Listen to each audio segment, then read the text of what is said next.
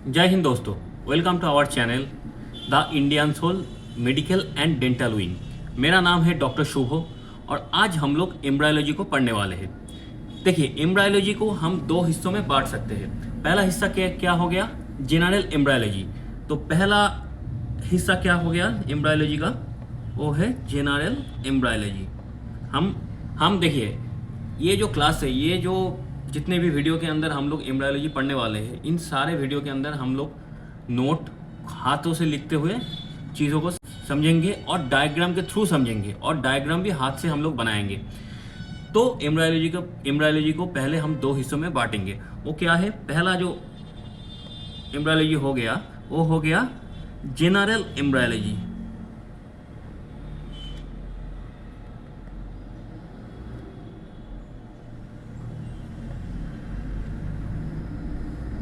General embryology. उसके बाद क्या आता है? उसके बाद दूसरा हिस्सा आता है सिस्टमिक एम्ब्रायोलॉजी।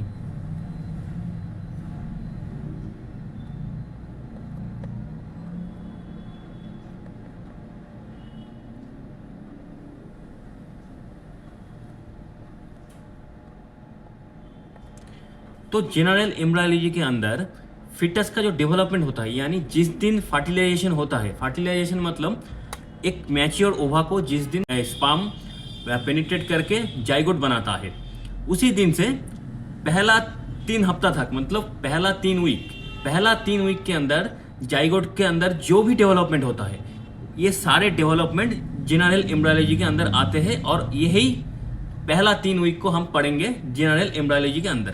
तो जनरल एम्ब्रायोलॉजी के अंदर फर्स्ट 3 वीक आता है, first 3 weeks after fertilisation.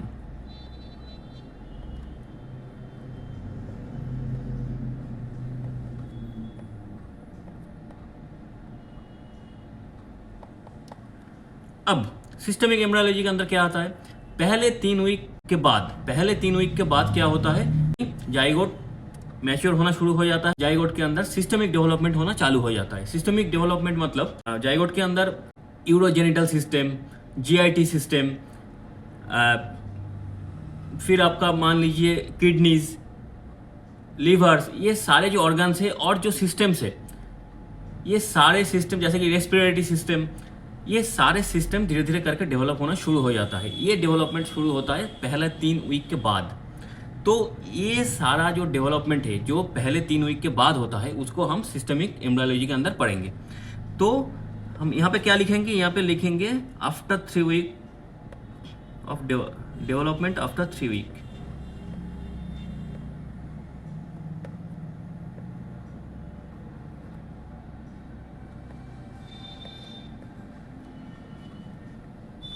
After 3 week from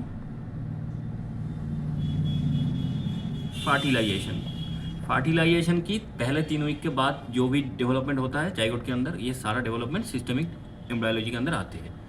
from fertilisation,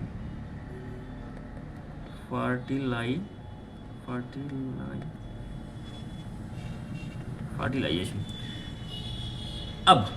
अब हम चलेंगे मेंस्ट्रुएशन साइकिल पे। देखिए, हम लोग सभी लोग जानते हैं कि हर फीमेल बॉडी के अंदर महीने के अंदर 28 दिन का एक मेंस्ट्रुएशन साइकिल चलता है।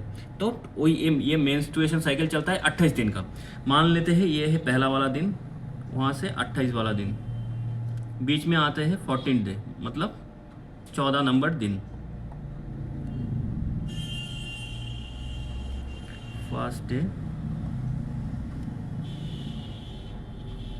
ये हो गया आपका 28 नंबर दिन, 28 डे। तो ये जो मेंस्ट्रुएशन साइकिल है, इस साइकिल का जो 14 डे होता है, उस दिन क्या होता है? उस दिन होता है ओवुलेशन।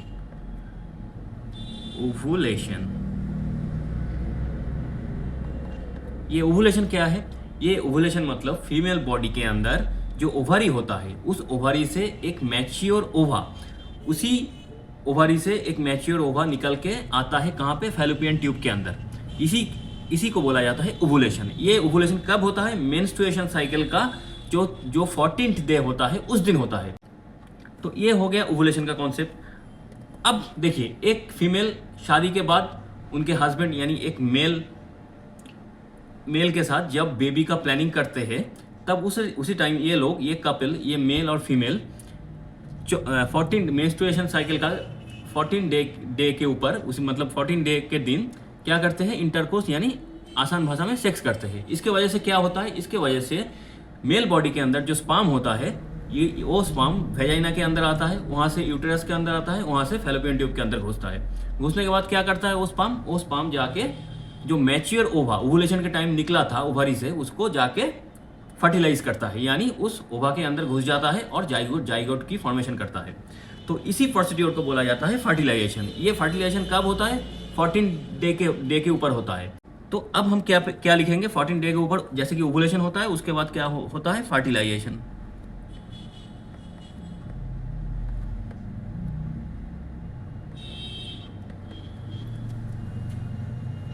और ये जो फर्टिलाइजेशन जिस दिन होता है, उसी दिन को जो जाइगोट का डेवलपमेंट है, यानी एम्ब्रायोलॉजिकल जो डेवलपमेंट है उस जाइगोट का, उसका डे 1 माना जाता है। यानी एम्ब्रायोलॉजी का जो डेवलपमेंट है, उसी डेवलपमेंट का डे 1 कौन सा दिन होता है, फर्टिलाइजेशन का दिन। तो फर्टिलाइजेशन का दिन को हम लोग क्या मानते हैं, डे 1। यानी डे ऑफ ओवुलेशन।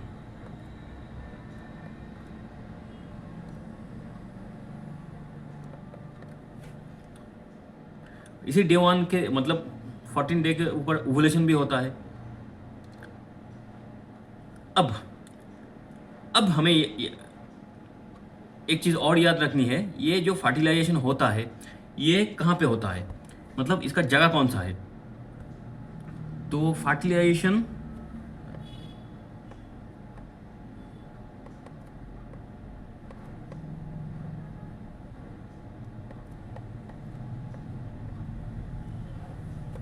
ये ऑकर कहाँ पे करता है,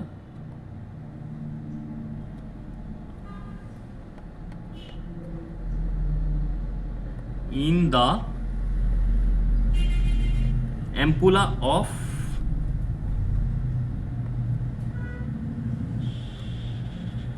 फैलोपियन ट्यूब।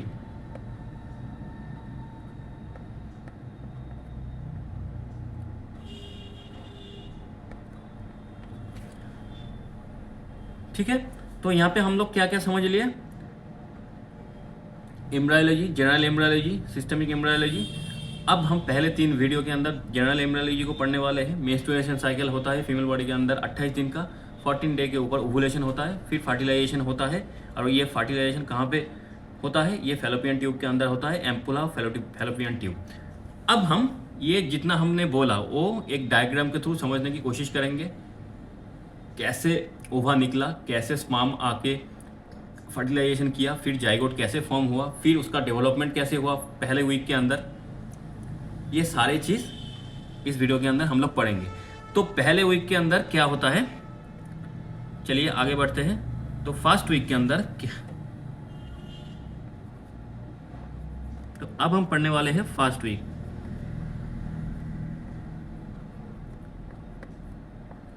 तो फर्स्ट वीक के अंदर क्या क्या होता है, फर्टिलाइजेशन होता है, फिर उसके बाद इम्प्लांटेशन होता है। तो ये फर्टिलाइजेशन और इम्प्लांटेशन, ये 2 चीज़ को डिटेल में हम लोग समझेंगे डायग्राम के थ्रू। तो फर्स्ट वीक के अंदर फर्टिलाइजेशन होता है,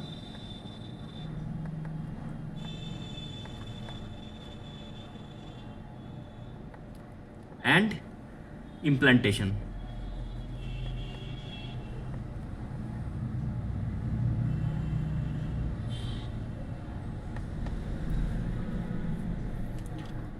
अब हम एक डायग्राम को ड्रॉ करेंगे।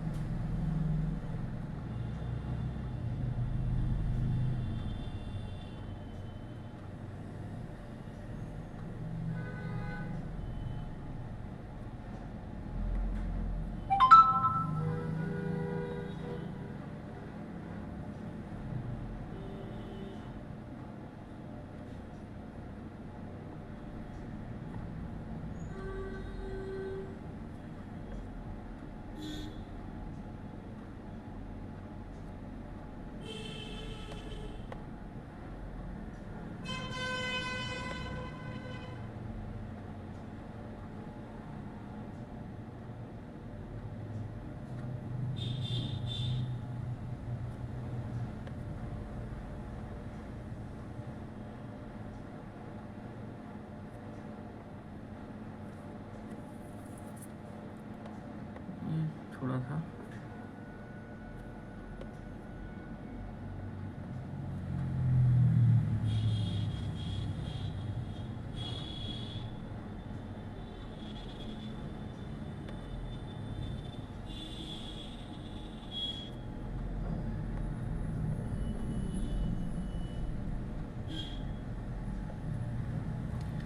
ये डायग्राम हमने ड्रॉ किया। ये डायग्राम किसका डायग्राम है? ये जो फीमेल बॉडी के अंदर जो यूटेरस होता है, जो फैलोपियन ट्यूब होता है, जो वेजाइना होता है, उसका एक साइड का डायग्राम, क्योंकि और ओवरी जो होता है, क्योंकि एक साइड का हिसाब हम करेंगे, क्योंकि ह्यूमन बॉडी के मतलब फीमेल बॉडी के अंदर दोनों तरफ ओवरी होता है, फैलोपियन ट्यूब होता है, दो फैलोपियन ट्यूब होता है, एक यूटेरस होता है, एक वेजाइना होता है। तो उसका एक सिंगल हाफ को हमने ड्रॉ किया, इसीलिए हम समझने के लिए टॉपिक को समझना है हमें।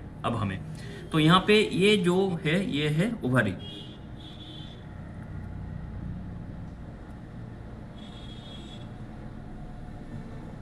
ये है ओवरी, ये वाला हिस्सा है फैलोपियन ट्यूब,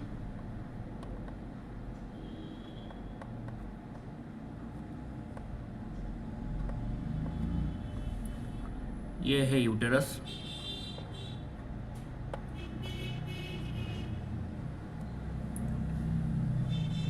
और नीचे है वेजाइना।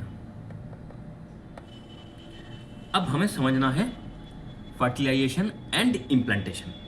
देखिए 14 डे के दिन क्या हुआ? ये है ओवरी से एक मैच्योर ओवा निकला, वो ओवा कहाँ पे चला गया? ये फैलोपियन ट्यूब के अंदर ये ओवा चला गया, ये हो गया एक ओवा। ये क्या है? ओवा, ये है ओवा। तो अब ये ओवा 14 डे पे और क्या हुआ? मेल और फीमेल, मतलब फीमेल और उनका जो मेल पार्टनर है, ये दोनों मिलके इंटरकोर्स यानी सेक्स किया। उसके वजह से क्या हुआ? एक स्पर्म जो मेल बॉडी के टेस्टिस के अंदर था वो निकला। वो निकलने के बाद वेजाइना पे आया, वेजाइना से यूटेरस पे आया, यूटेरस से कहाँ पे आया? फैलोपियन ट्यूब के अंदर आया। उसी को अब हम ड्रॉ करेंगे। ये है वो स्पर्म। क्या है ये? स्पर्म।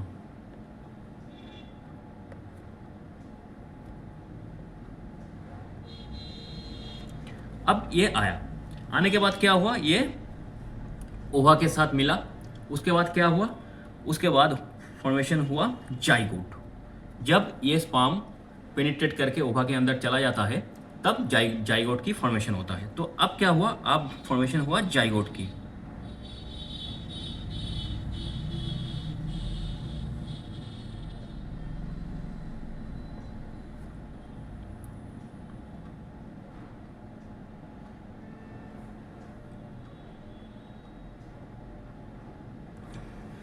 ये हो गया जाइगोट।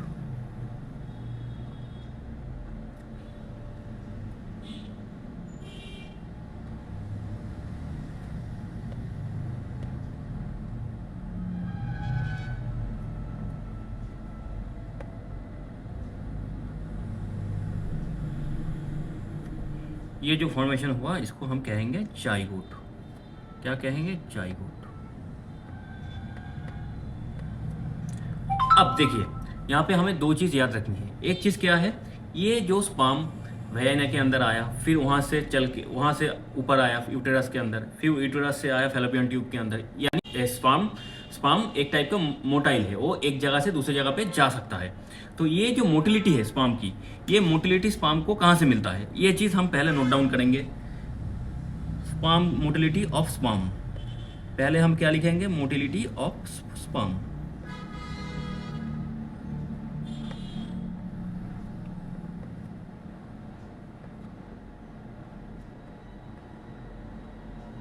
ये जो स्पर्म का जो मोटिलिटी है, ये स्पर्म को सबसे पहले देता है कौन? Calcium ion.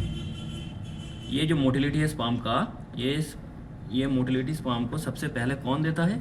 Calcium ion.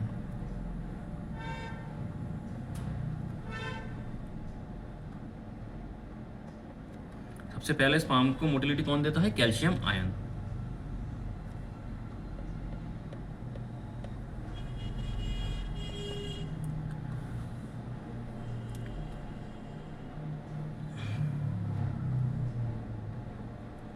Calcium ion responsible for motility.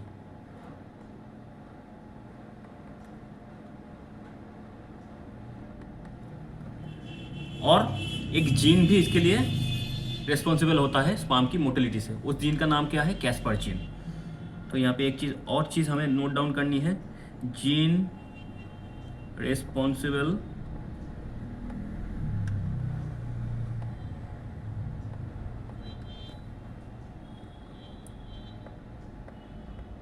For motility of sperm, name Caspar, CASPER, Caspar. Concept समझ में आ गया स्पर्म की मोटिलिटी का। अब हम चलते हैं जाइगोट में। स्पर्म आया, आके ओवा के अंदर घुसा और जाइगोट की फॉर्मेशन हुआ। अब जाइगोट की फॉर्मेशन जो होता है वहाँ पे ये जो ग्रीन लाइन हमने ड्रॉ किया, ये जो ग्रीन लाइन जाइगोट के बाहर एकदम बाहरी हिस्से में जो ग्रीन लाइन हमने ड्रॉ किया, इसको बोला जाता है, क्या बोला जाता है? Zona pellucida. क्या? Zona pellucida. इसका नाम होता है जोना पेलुसिडा।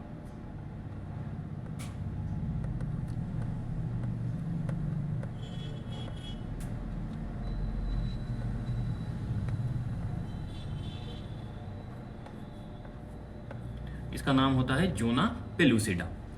अब देखिए, ये जो जोना पेलुसिडा है, ये एक ग्लाइकोप्रोटीन रिच स्ट्रक्चर है। ये जो ग्लाइकोप्रोटीन रिच जो स्ट्रक्चर है, ये जाइगोट के बाहर से घेर के रखता है। तो इसके अंदर क्या होता है? जोना पेलुसिडा के अंदर ग्लाइकोप्रोटीन रिच स्ट्रक्चरल लेयर,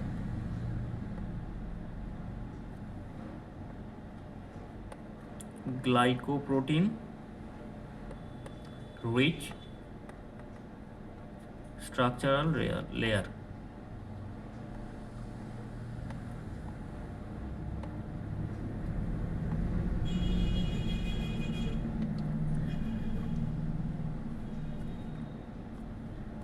अब ये जो देखिए, ह्यूमन बॉडी के कुछ भी चीज़ फालतू नहीं होता है, हर एक चीज़ का काम होता है। तो ये जो जोना पेलुसिडा है, इसका भी काम है।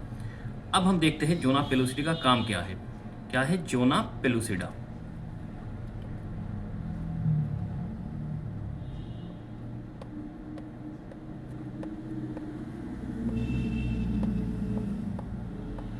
जोना पेलुसिडा का काम क्या है? इसका पहला जो काम है वो है प्रिवेंट पॉलीस्पर्मी। हर चीज़ को हम डिस्कस करेंगे, तो एक बार पहले मैं लिख लेता हूँ। पहला काम क्या है? इसका काम क्या है? जॉब क्या है जोना पेलुसिडा का? उसका पहला जॉब है प्रिवेंट पॉलीस्पर्मी।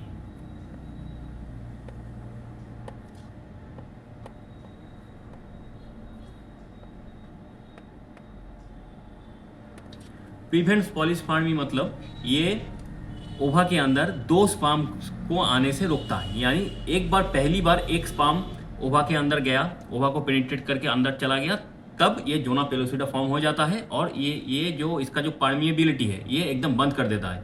इसका जो वॉल है उसको एकदम पूरा का पूरा लॉक कर देता है। तब इसके वजह से क्या होता है? दूसरा कोई स्पर्म ओवा के अंदर नहीं आ पाता। यानी एक टाइप का पॉलीस्पर्मी जो होता है, इसको जोना पेलुसिडा प्रिवेंट करता है। ये उसका पहला जॉब है। दूसरा जॉब क्या है? दूसरा जॉब है जोना पेलुसिडा का, वो है प्रिवेंट एक्टोपिक प्रेगनेंसी। प्रिवेंट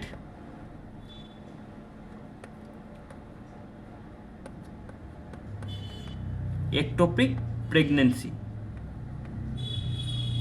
अच्छा, ये एक्टोपिक प्रेगनेंसी क्या है? देखिए, एक्टोपिक प्रेगनेंसी को अगर हम लोग समझना है, ये एक अलग क्लास में समझना पड़ेगा। तो बेसिक हम बस इसको डिस्कस कर लेते हैं। एक्टोपिक प्रेगनेंसी मतलब देखिए, ओवारी से ओवा निकला, फर्टिलाइजेशन हुआ, फिर वो फैलोपियन ट्यूब के अंदर डेवलप हुआ, क्लीवेज स्टेज गया, फिर मोरुला फॉर्मेशन हुआ, फिर ब्लास्टोसिस फॉर्मेशन हुआ, फिर वो इम्प्लांट हुआ कहाँ पे? यूटेरस की वॉल पे। ये हो गया नॉर्मल प्रोसीड्यूर। कभी कभार ऐसा होता है कि ये जो जाइगोट फैलोपियन ट्यूब के अंदर ही क्लीवेज स्टेज को पार करके इम्प्लांटेशन वहीं पे हो जाता है, यानी जो इम्प्लांटेशन यूटेरियन वॉल पे होना है उसी वो इम्प्लांटेशन जब अनयूजुअल केस में जब वो फैलोपियन ट्यूब के अंदर ही हो जाता है तब उसको बोला जाता है एक्टोपिक प्रेगनेंसी। तो ये जो जोना पेलुसिडा है ये एक्टोपिक प्रेगनेंसी को होने से रोकता है। तो जोना पेलुसिडा का दो काम है, प्रिवेंट पॉलीस्पर्मी को रोकता है, दूसरा काम क्या है, प्रिवेंट एक्टोपिक प्रेगनेंसी। ये दो काम है जोना पेलुसिडा का। तो ये डायग्राम से हमें इतना तक समझ में आ गया। तो ये डायग्राम को फिर से हम एक बार बनाएंगे अगले पेज में, उसके हम कैसे ये जो जाइगोट फॉर्म हुआ ये कैसे डेवलप होता है उसको समझने की कोशिश करेंगे। तो चलिए अगले पेज में जाते हैं और ये डायग्राम फिर से एक बार बनाते हैं।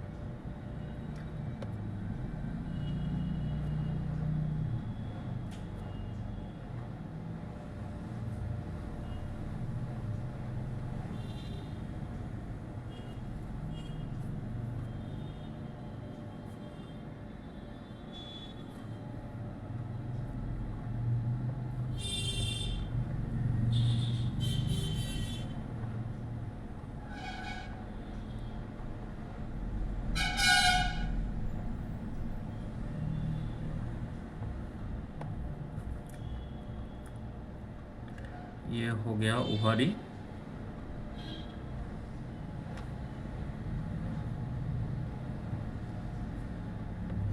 ये हो गया ओवा, ये हो गया स्पर्म और अंत में ये जाइगोट तक हम लोग पढ़ लिए।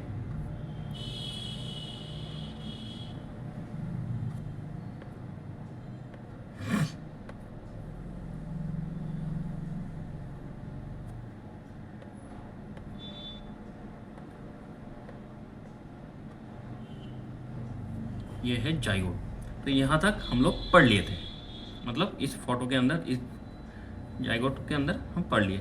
अब ये जो जाइगोट फॉर्म हुआ, यानी ये जो जाइगोट फॉर्म हुआ,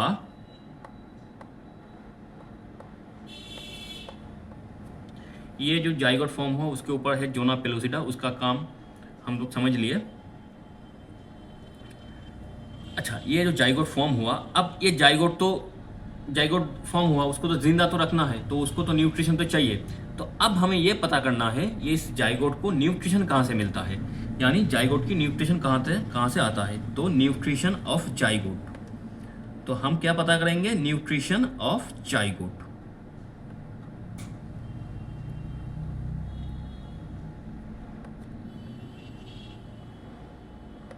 nutrition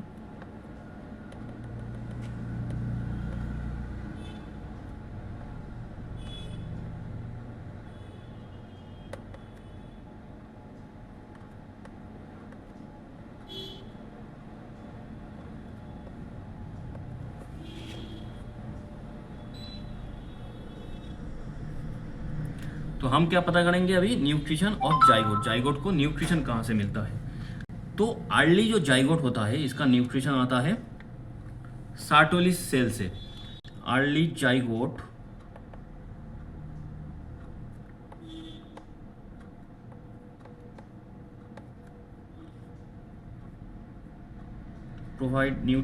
provided by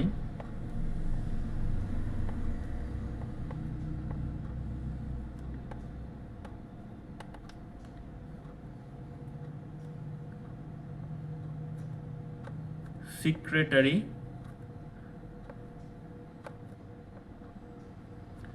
cells of fallopian tube।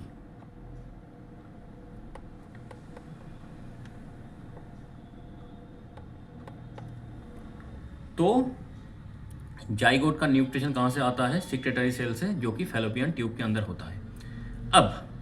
अब हमें यह समझना है, ये जाइगोट फॉर्मेशन हो गया, उसको न्यूट्रिशन पाना भी चालू हो गया। उसके बाद जाइगोट के पास काम क्या होता है, जाइगोट क्या करता है, जाइगोट उसके बाद क्लीवेज स्टेज में जाता है। क्लीवेज स्टेज मतलब जाइगोट के अंदर पहले 2 सेल बनता है, फिर वो 2 सेल डिवाइड करके खुद को 4 बनाता है, 4 से 8 बनाता है, 8 से 16 बनाता है। ये जो स्टेज है सेल डिवीजन का, ये जो स्टेज है जाइगोट के अंदर, इसको बोला जाता है क्लीवेज स्टेज। तो ये पूरा का पूरा क्लीवेज स्टेज फैलोपियन ट्यूब के अंदर होता है। और ये इस क्लीवेज स्टेज के बाद क्या बनता है, ये क्लीवेज स्टेज को पार करके, इसका नाम है क्लीवेज स्टेज, हम लिख देते हैं क्लीवेज स्टेज। क्लीवेज स्टेज, ये सारे सेल डिवीजन वाला जो क्लीवेज स्टेज है, इसको पार करने के बाद क्या बनता है, बनते हैं मोरूला। अब मोरूला को हम ड्रॉ करेंगे। मोरूला क्या बनता है, ये है मोरूला।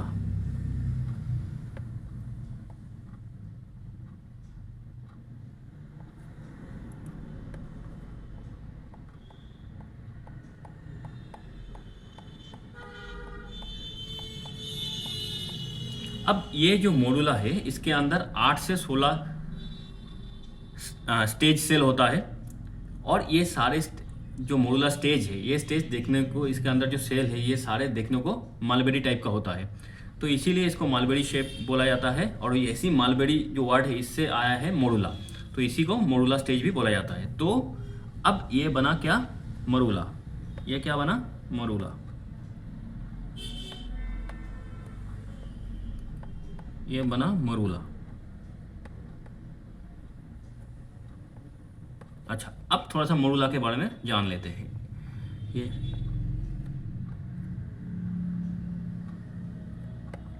अब ये जो मोरूला है, इसके अंदर टोटल 8 से 16 सेल रहते हैं, 8 to 16 सेल्स। और इसका जो शेप है ये मालबेरी टाइप का है।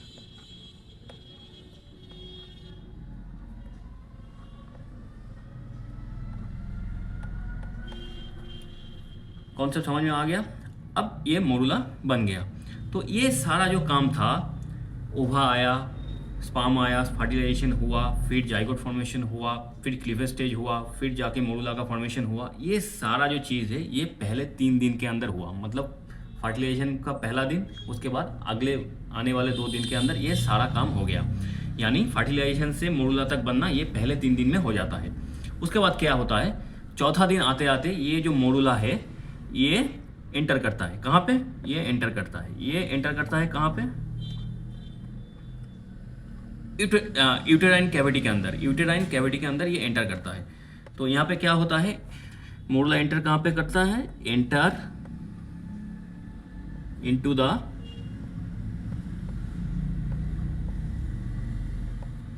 यूटेराइन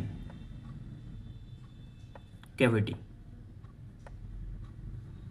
यूटेराइन कैविटी के अंदर ये एंटर करता है। इस और ये कौन सा वाला दिन होता है, ये डे 4 होता है।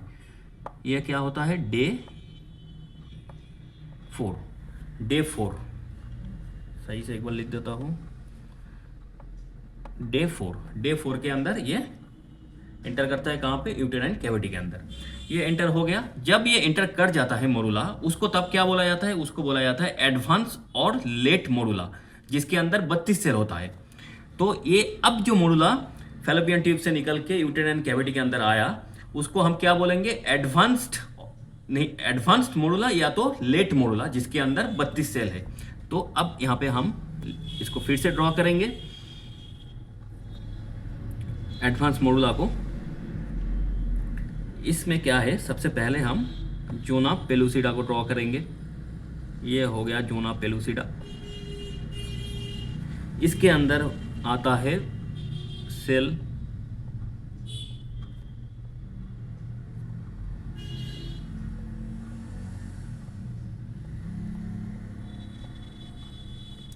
और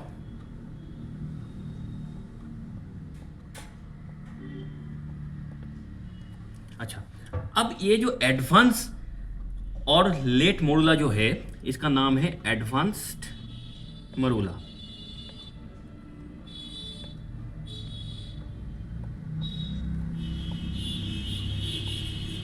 एडवांस और late morula.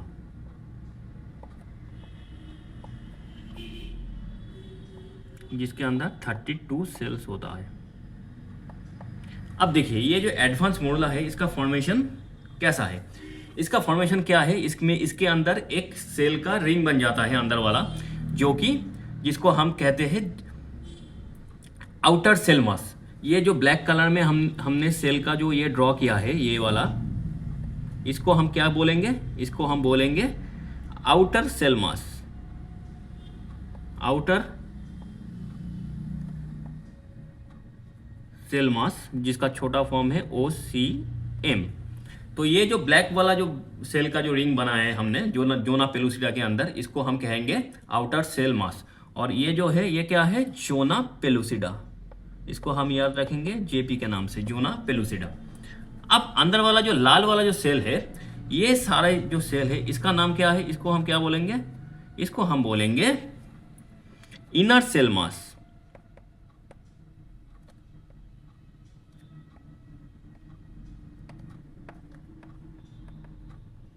ICM, inner cell mass. तो फोर्थ डे पे क्या हुआ, मोडुला यूटेरियन कैविटी के अंदर आया, उसको हम एडवांस, और या तो एडवांस बोलेंगे या तो लेट मोडुला बोलेंगे, जिसके अंदर 32 सेल होगा। उसके अंदर का जो सेल है वो पहला लेयर जो होगा, जो आउटर लेयर फॉर्म करेगा एकदम जोना पेलुसिडा के ठीक नीचे, उसको हम बोलेंगे आउटर सेल मास। और उसके अंदर जो सेल रहेंगे उसको हम बोलेंगे इनर सेल मास। ये हो गया एडवांस और लेट मोडुला, जो कि डे 4 के अंदर यूटेरियन कैविटी के अंदर आ जाता है। अब इसके बाद क्या होता है, एडवांस मोडुला के बाद ये जो सारा चीज है, एडवांस मोडुला, फिर ये आगे जाता है। एडवांस मोडुला के ऊपर भी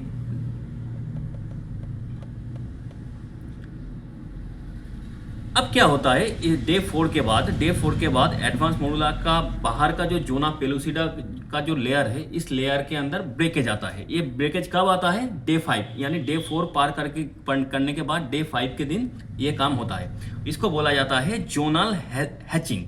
जोनल हैचिंग। तो एडवांस मोडुला के बाद ये क्या होता है, जोनल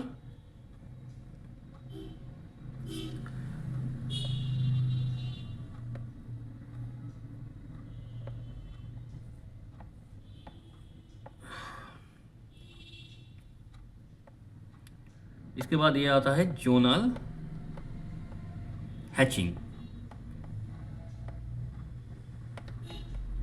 जोनल हैचिंग कब होता है, ये डे 5 के अंदर होता है, डे 5। अब जोनल हैचिंग के अंदर काम क्या होता है, देखिए जोनल हैचिंग के अंदर ये जो जोना पेलुसिडा जो लेयर है,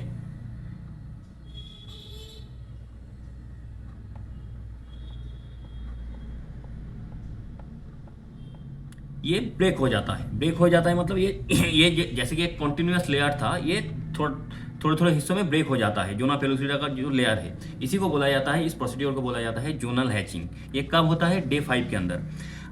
अब देखिए इसको हम फिर से ड्रॉ करेंगे। ये सारा सेल जो आउटर सेल मास था, ये हो गया आउटर सेल मास। इसके अंदर है इनर सेल मास।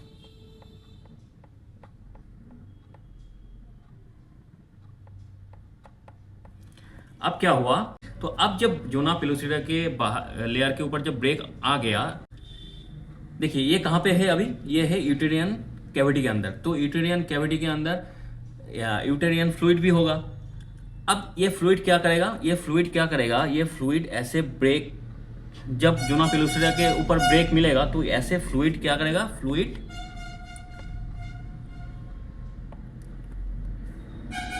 इस जाइगोट के अंदर घुस जाएगा।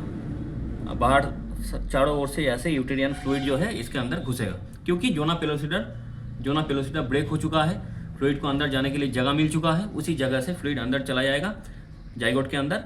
अब जाने के बाद जाइगोट मतलब ये जो एडवांस मोडुला है, उसी स्टेज के बाद वाले स्टेज में ये चला जाएगा।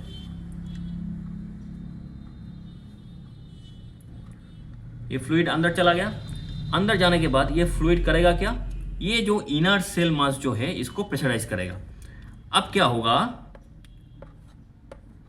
अब ये जो इनर सेल मास है इसको ये प्रेशराइज करेगा, तो अब कुछ ऐसा दिखेगा। ये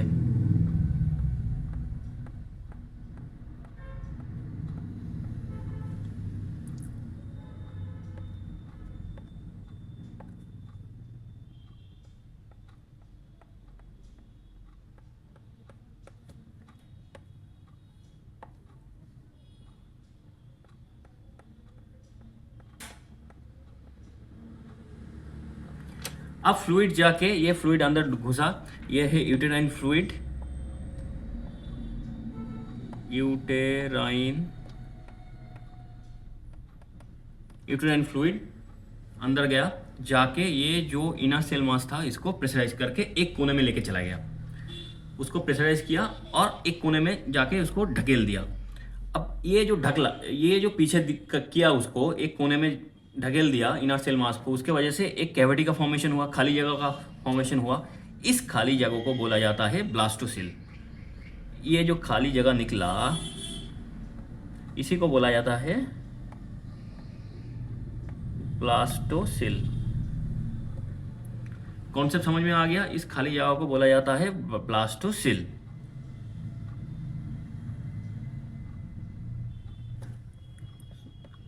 ये इस खाली जगह को बोला जाता है ब्लास्टोसिल। अब और ये जो पूरा सिस्टम बना, मतलब ये जो पूरा का पूरा सिस्टम बना, इसको बोला जाता है ब्लास्टोसिस्ट।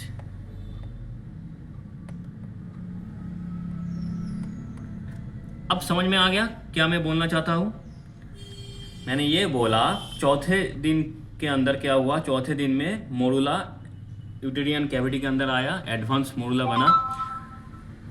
अब जब एडवांस मोरुला बना उसका फॉर्मेशन ऐसे हुआ कि बाहर था जोना पेलोसिडा, जोना पेलोसिडा के अंदर एक लेयर सेल का था जिसको हम बोलते हैं आउटर सेल मास, उसके अंदर वाले जो सेल में लेयर था उसके अंदर जो सेल था आउटर सेल मास के, उसको हम बोलेंगे इनर सेल मास। अब डे 5 में क्या होता है, ये सारा चीज़ के ऊपर जो जोना पेलोसिडा था उसके अंदर ब्रेकेज आ जाता है जिसको हम बोलते हैं जोनल हैचिंग। ये डे 5 के अंदर होता है। इसके वजह से क्या होता है, यूटेरियन कैविटी के अंदर जो यूटेरियन फ्लूइड है वो सेल के अंदर चला जाता है। जाने के बाद इनर सेल मास जो था उसको एकदम साइड कर देता है, उसको ढकेल के एक कोने में डाल देता है। उसके वजह से क्या होता है, एक कैविटी का फॉर्मेशन होता है जिसको हम बोलते हैं ब्लास्टोसिल। अब ये जो ब्लास्टोसिल है और इसके साथ जो इनर सेल मास है और जो आउटर सेल मास है और जो ब्रेकेज जो जोना पेलोसिडा का हुआ है, ये सारे को मिला के हम क्या कहेंगे, उसको हम कहेंगे ब्लास्टोसिस्ट। यानी मोरुला के बाद एडवांस मोरुला का फॉर्मेशन हुआ और एडवांस मोरुला के बाद क्या फॉर्मेशन हुआ, ब्लास्टोसिस्ट का। तो क्या फॉर्मेशन हुआ, ब्लास्टोसिस्ट का। अब यही ब्लास्टोसिस्ट आगे जाके इम्प्लांटेशन करेगा, कहाँ पे, यूटेराइन जो वॉल है उसके ऊपर ये इम्प्लांट होगा। समझ में आ गया कॉन्सेप्ट? तो यहाँ पे एक चीज हम नोट डाउन कर लेंगे कि जो यूटेराइन फ्लूइड था,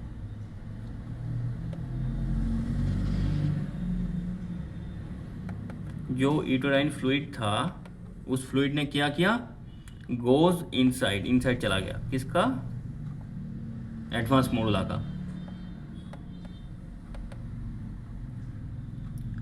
जाने के बाद उन्होंने क्या किया, इनर सेल मास को पुश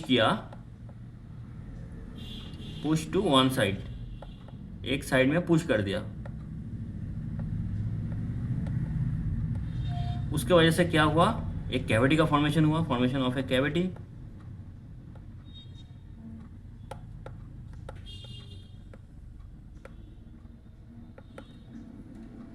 उस कैविटी का नाम पड़ा ब्लास्टोसिल। और ये जो सारा सिस्टम बना, यानी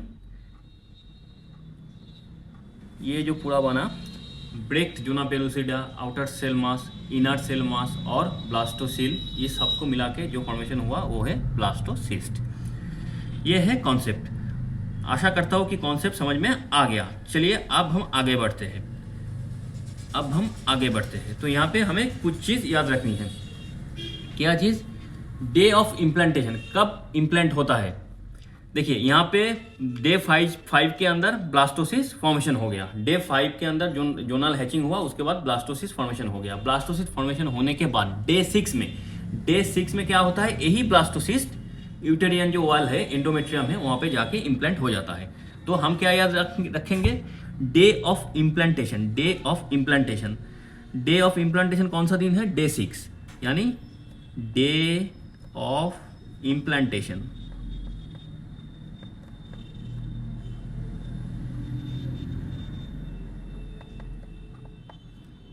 ये कौन सा दिन है? ये है डे 6, ये है डे 6। अब उसके बाद क्या याद रखनी है, ये जो इम्प्लांटेशन का जो प्रोसीड्योर है ये डे 6 में तो शुरू होता है, लेकिन ख़त्म कब तक होता है? तो ख़त्म होता है डे 10 के अंदर, यानी 4 दिन के अंदर ये जो इम्प्लांटेशन है, ब्लास्टोसिस का जो इम्प्लांटेशन होने वाला है, ये ख़त्म हो जाता है। तो अब हम याद रखेंगे क्या? इम्प्लांटेशन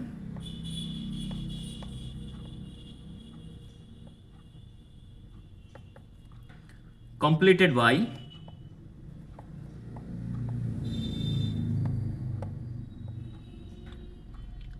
डे 10,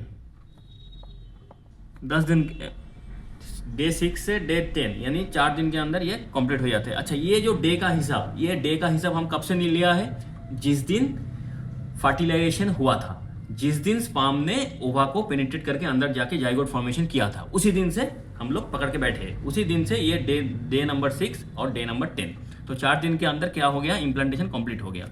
अब ये जो इम्प्लांटेशन हुआ है, इसका टाइप कैसा है? किस टाइप का इम्प्लांटेशन है ये? इसको बोला जाता है इंटरस्टिशियल इम्प्लांटेशन। क्या बोला जाता है? Interstitial implantation.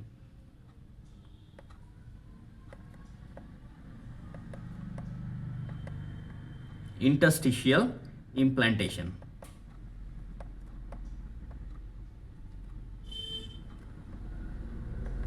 अब ये इंटरस्टिशियल इम्प्लांटेशन मतलब, इसका मतलब ये हुआ, जो ब्लास्टोसिस है, यानी जो ब्लास्टोसिस है वो क्या करेगा? ब्लास्टोसिस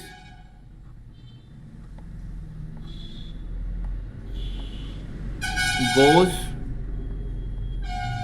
invade, कहां पे इन्वेड करेगा? द वॉल्स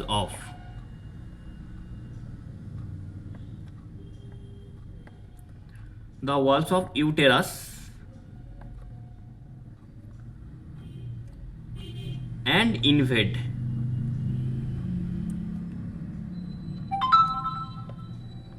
तो ब्लास्टोसिस क्या करेगा? इन्वेट करेगा किसको? वॉल ऑफ यूटेरस को। अगर हम डायग्राम बनाएं तो डायग्राम में देखने में कुछ ऐसा आएगा ये। चलिए एक डायग्राम हम फिर से बनाते हैं। ये है यूटेराइन वॉल, यहाँ पे मान लीजिए आप एंडोमेट्रियम, जहाँ पे ये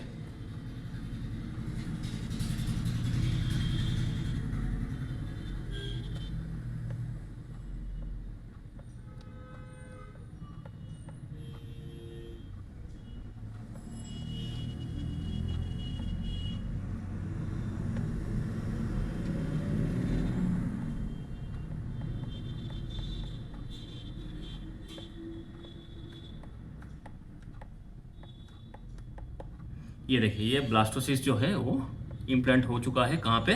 इंडोमेट्रियम, यानी यूटेराइन वॉल के ऊपर। और ये जो जूना पेलोसिटा था वो पूरा का पूरा डिग्रेड हो चुका है। डिग्रेड होना चालू कर दिया था हैचिंग के बाद, उसके बाद धीरे धीरे करके पूरा डिग्रेड हो गया। जब तक ब्लास्टोसिस यहाँ पे इम्प्लांटेशन हुआ उसका, तब तक वो डिग्रेड हो चुका था।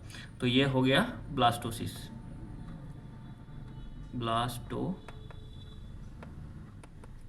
ब्लास्टोसिस का इम्प्लांटेशन हुआ, और ये कहाँ पे हुआ? यूटेरियन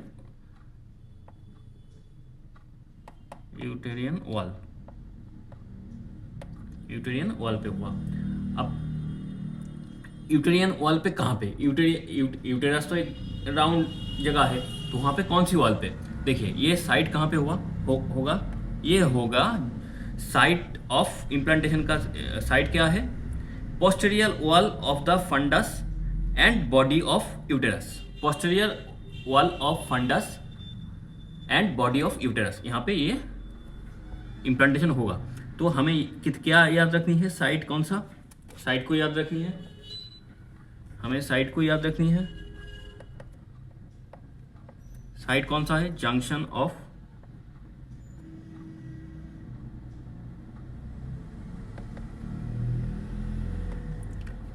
of posterior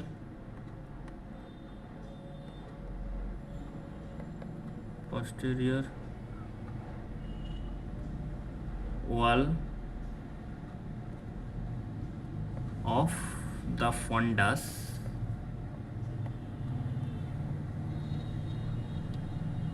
and posterior wall of fundus, fundus का posterior wall और body of uterus जहाँ पे ज्वाइन करता है जंक्शन को, उसी जगह पे ये इम्प्लांटेशन होता है।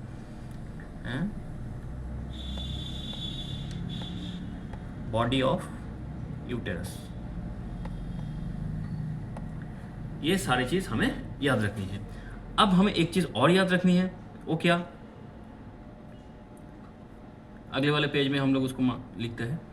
एक चीज़ और याद रखनी है, वो है फैलोपियन ट्यूब के अंदर कितने टाइप का सेल होता है और ये सारा सेल किस काम के लिए यूज़ होता है, मतलब ये सारे सेल का काम क्या है। तो अब हम लिखेंगे कि type of cells present in fallopian tube.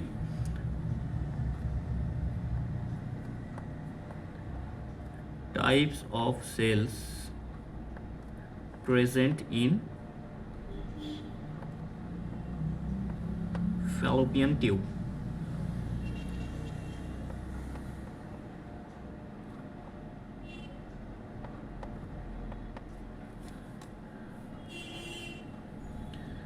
तो फैलोपियन ट्यूब के अंदर हमें टोटल 3 टाइप का सेल हमें देखने को मिलता है। तो पहला सेल हो गया सिक्रेटरी सेल,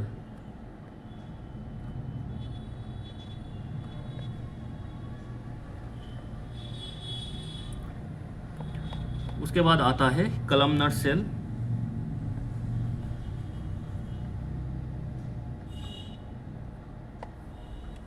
फिर आता है पेग सेल। तो अब सेक्रेटरी जो सेल है, इसके बारे में थोड़ा देर पहले हमने एक बार बात किए थे कि ये जो सेक्रेटरी सेल है ये प्रोवाइड करता है क्या, पाइडुवेट। और ये पाइडुवेट क्या काम पे आता है, ये पाइडुवेट अर्ली जाइगोट जो होता है उसको न्यूट्रिशन देता है, जो हम थोड़ी देर पहले इसके बारे में बात किए थे। तो सेक्रेटरी सेल क्या करता है, provide पाइडुवेट।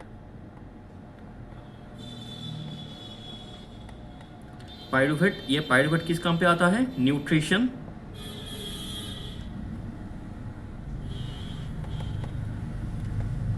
Too early zygote.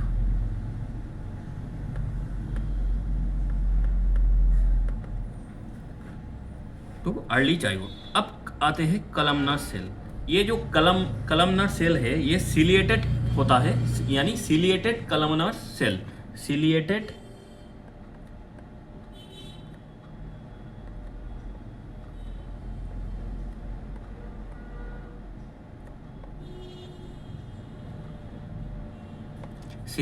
Columnar cell. अब ये किस काम पे आता है, ये जो कलमनर सेल है ये हेल्प करता है जाइगोट को हेल्प करता है किस काम के लिए, जाइगोट भी तो मूव करता है। जाइगोट फैलोपियन ट्यूब के अंदर से मूव करके यूटेरियन कैविटी के अंदर आता है, फिर यूटेरियन कैविटी से मूव करके यूटेरियन वॉल की तरफ जाता है, फिर वहाँ पे जाके इम्प्लांटेशन होता है। तो ये जो जाइगोट का जो मूवमेंट है, यानी फैलोपियन ट्यूब से निकल के यूटेरियन कैविटी के अंदर आना, जाइगोट का ये जो मूवमेंट होता है फैलोपियन ट्यूब से निकल के यूटेरियन कैविटी तक आना, ये जो मूवमेंट, इस मूवमेंट को हेल्प करता है। तो help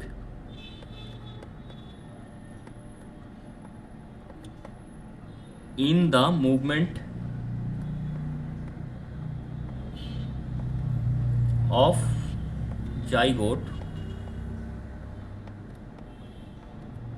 towards uterine cavity.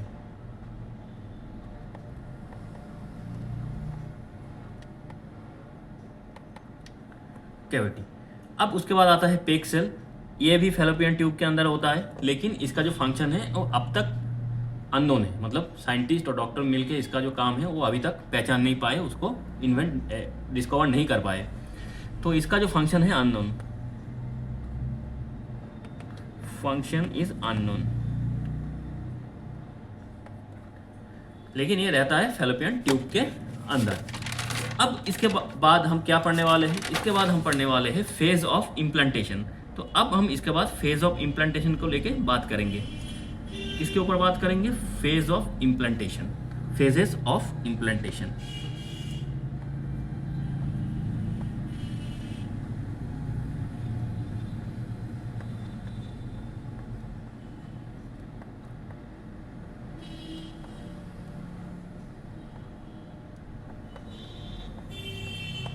Phases of implantation. तो पहला फेज मतलब पहला काम इम्प्लांटेशन के अंदर क्या होता है? पहला काम होता है apposition.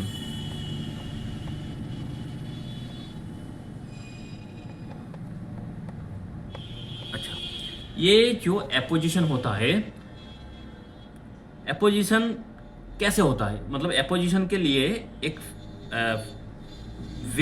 Villi like structure use होता है जिसका नाम है पाइनोपॉड्स। तो एपोजिशन किस फैसिलिटेट कौन करता है? फैसिलिटेटेड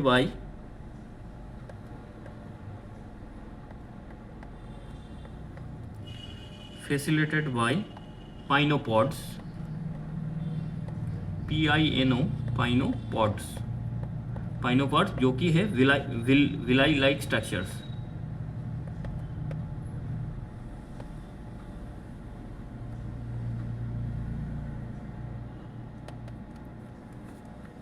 ये कहाँ पे रहता है ये पाइनोपॉड्स? ये पाइनोपॉड रहता है एंडोमेट्रियम में, प्रेजेंट इन एंडोमेट्रियम यानी यूटेराइन वॉल पे, present in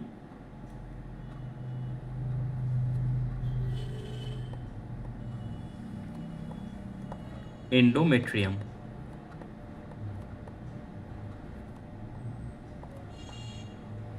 present in endometrium. तो ये सारा जो पाइनोपॉड वगैरह जो एंडोमेट्रियम में रहते हैं, ये इनको हम क्या कहेंगे?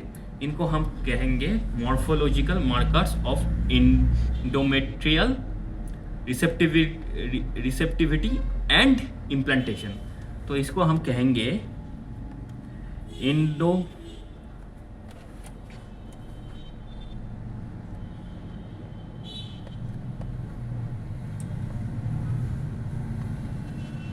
Morphological markers of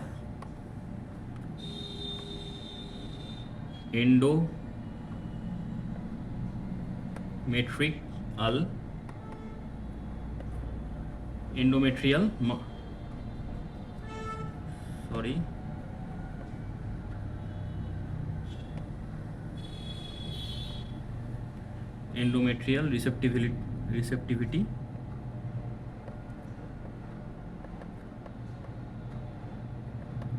receptivity and implantation।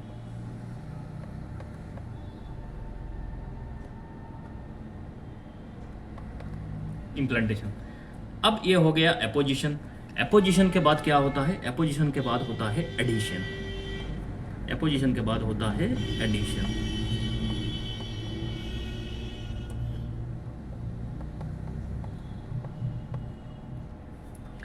तो ये जो एडिशन है ये फैसिलिटेट कौन करता है?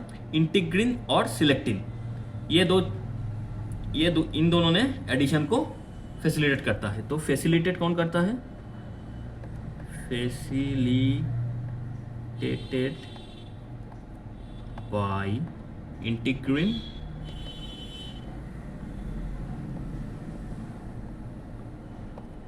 And selectin.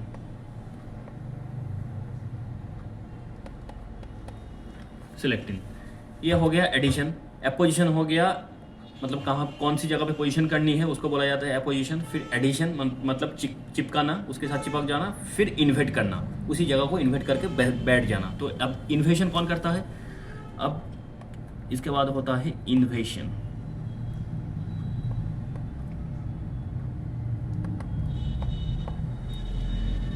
इन्वेशन facilitated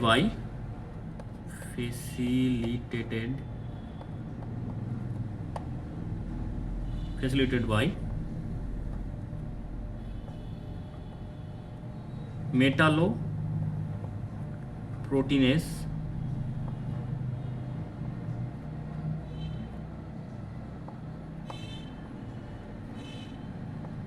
metalloproteinase enzyme,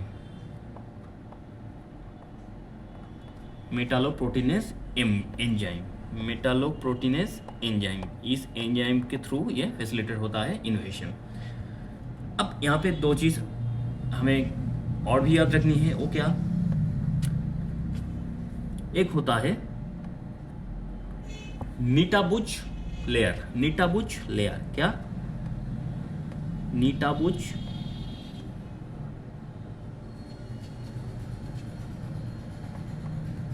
layer.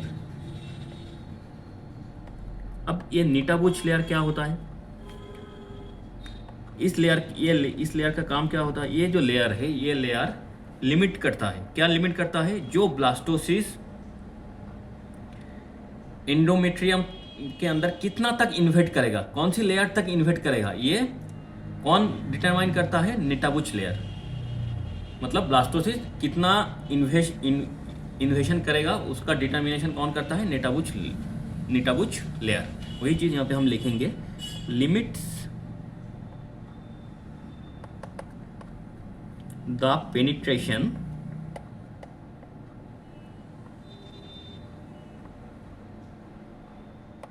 penetration of blastocyst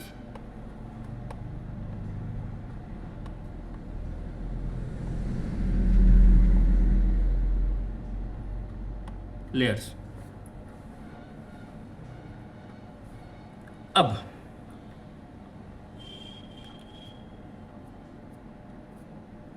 इसके बाद हम इम्प्लांटेशन पे जाएंगे। पहला हो गया एपोजिशन, उसके बाद हो गया एडिशन, फिर इन्वेशन, फिर नीटाबुच लेयर जो इन्वेट कितना करना है उसको डिटरमाइन करना, फिर होता है इम्प्लांटेशन। अब आते हैं हम इम्प्लांटेशन।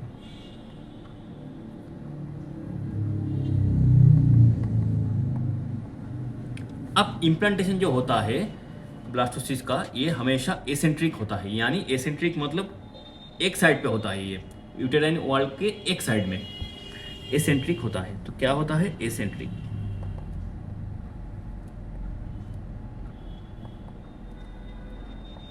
यानी ऑकर्स ऑन वन साइड, ये एक ही साइड में होता है। और उसके साथ क्या होता है? Asymmetrical growth of uterus in early pregnancy. तो यूटेरस का जो ग्रोथ होता है अर्ली प्रेगनेंसी में, वो एसिमेट्रिक होता है, मतलब एक साइड में ज़्यादा होता है, क्योंकि ये एक साइड में ये इम्प्लांटेशन हुआ है तो उसी साइड का ग्रोथ होगा। तो वही चीज़ यहाँ पे हम फिर नोट डाउन करेंगे, एसिमेट्रिकल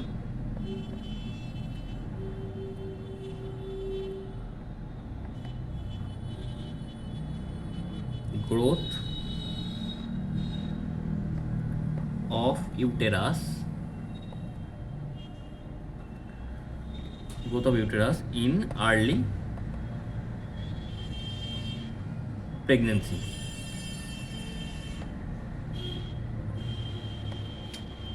इसको बोला जाता है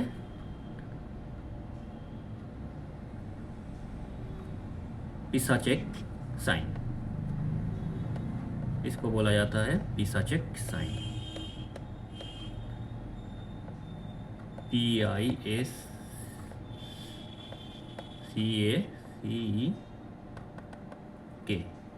साइन। तो सैक जो होता है ऑलवेज एसेंट्रिक, यानी ट्रू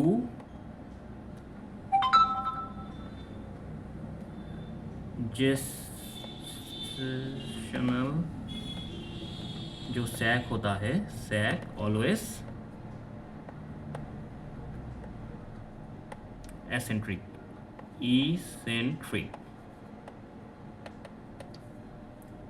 इसेंट्रिक। ये हो गया इम्प्लांटेशन। अब इसके बाद दो चीज़ हमें और याद रखनी है, वो क्या है? हार्टमैन साइन,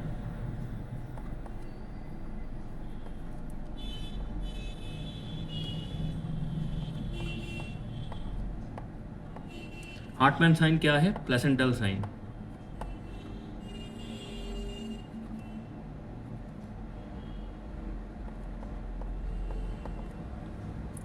जब ये जो इम्प्लांटेशन होता है अगर उस टाइम ब्लीडिंग हुआ तो उसको हम हार्टमैन साइन बोलेंगे, ब्लीडिंग एट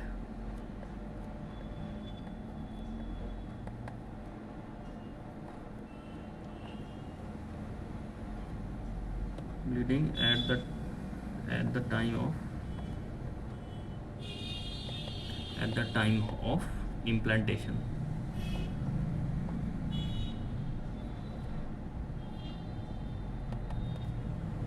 अब एक लास्ट वाला टॉपिक हमें याद रखनी है, वो क्या है?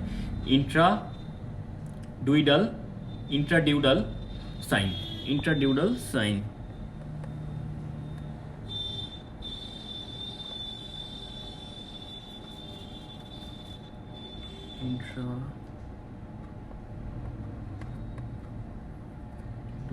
साइन। इस साइन के अंदर क्या होता है? ये अर्ली साइन होता है यूएसजी में, जिसमें blastocyst implant deep in the endometrium, इसी का साइन होता है ये early sign on USG.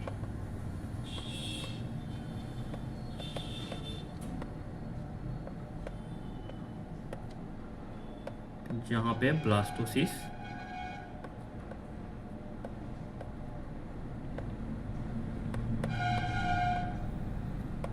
Implant deep in the endometrium.